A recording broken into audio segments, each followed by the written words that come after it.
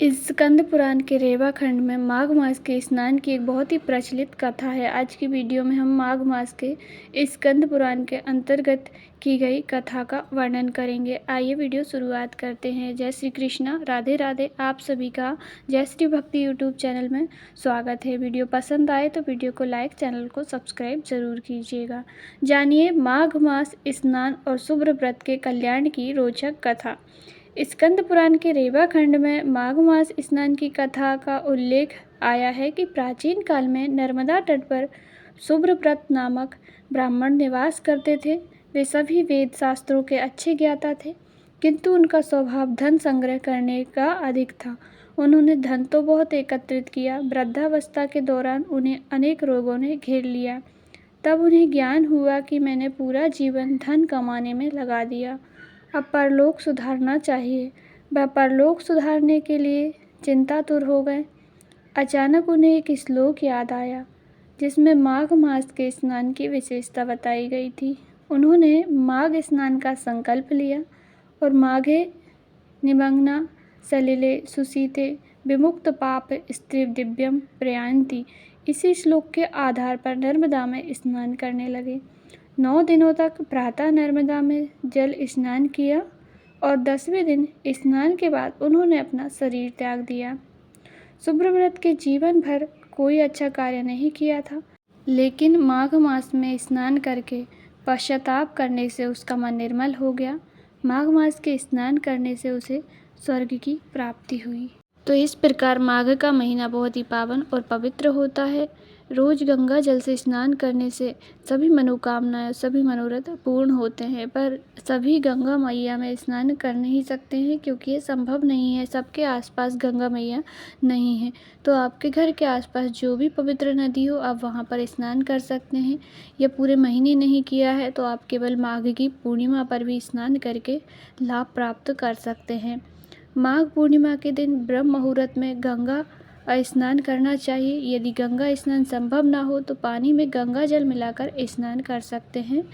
स्नान के उपरांत ओम नमो नारायणाय मंत्र का जप करते हुए अर्घ्य देना चाहिए। फिर तिलांजलि देने के लिए सूर्य की ओर मुख करके खड़े हो जाएं और जल में तिल डालकर उनका तर्पण करें।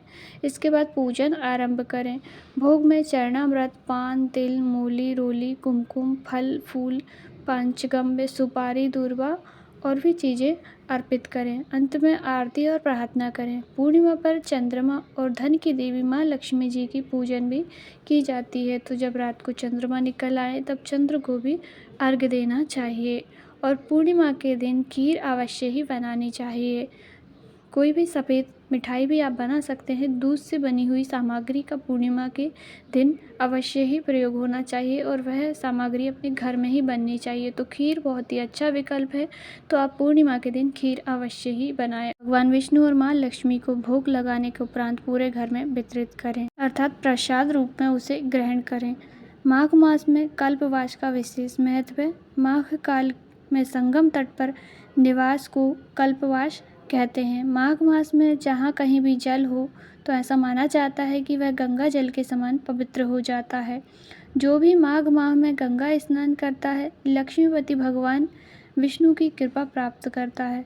माघ मास में स्नान करने से सुख, सौभाग्य, धन, संतान और मोक्ष की प्राप्ति होती है।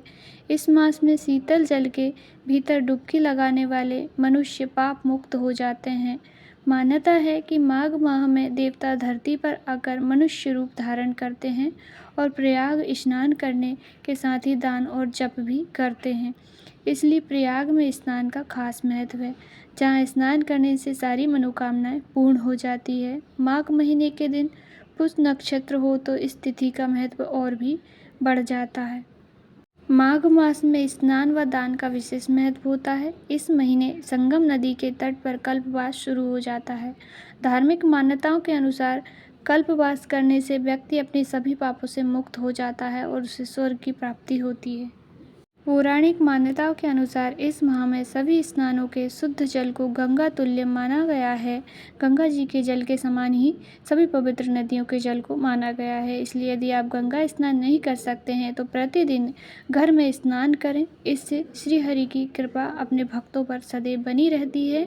आप चाहें तो गंगा मैया की या किसी भी पवित्र नदी की पूजन करने के लिए अपने घर में एक बड़ी सी परात में जल रखें, उसमें थोड़ा सा गंगा जल की कुछ बूंदें डाल लें या नर्मदा मैया के जल की कुछ बूंदें डाल लें। फिर उसमें आप दीप दान कर सकते हैं, गंगा तुल्य मानकर उनकी पूजन कर सकते हैं। उससे भी आपको गंगा मैया की, नर्मदा मैया के पूजन के बराबर पुण्य प्राप्त होता है।